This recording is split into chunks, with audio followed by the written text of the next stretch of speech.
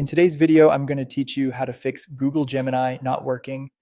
We'll walk through several steps that should help resolve any issues you might be experiencing. So let's dive right in. First, let's begin with the most fundamental step by examining your internet connection. It's crucial to ensure that you're connected to a reliable network. A weak or unstable connection could be the root of your problem. You might want to try disconnecting and reconnecting to your Wi-Fi, or even restarting your router if necessary.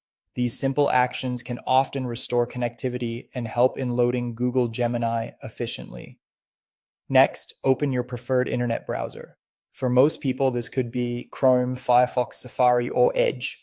Once your browser is open, we'll head into its settings. This can usually be found by looking for three dots or lines in the upper right corner of your window.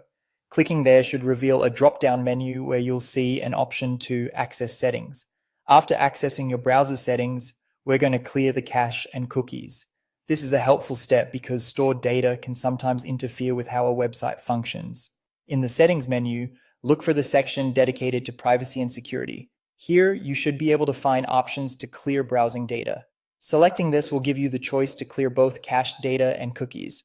Make sure both are selected before you proceed. Once you clear these, it's akin to giving your browser a fresh start, potentially resolving the issues you're facing with Google Gemini. If the problem persists, consider using a different browser or device. This can help determine if the issue is isolated to your specific setup or if it's more widespread. Sometimes browsers handle web applications differently, so switching can be a quick way to identify and maybe fix the issue.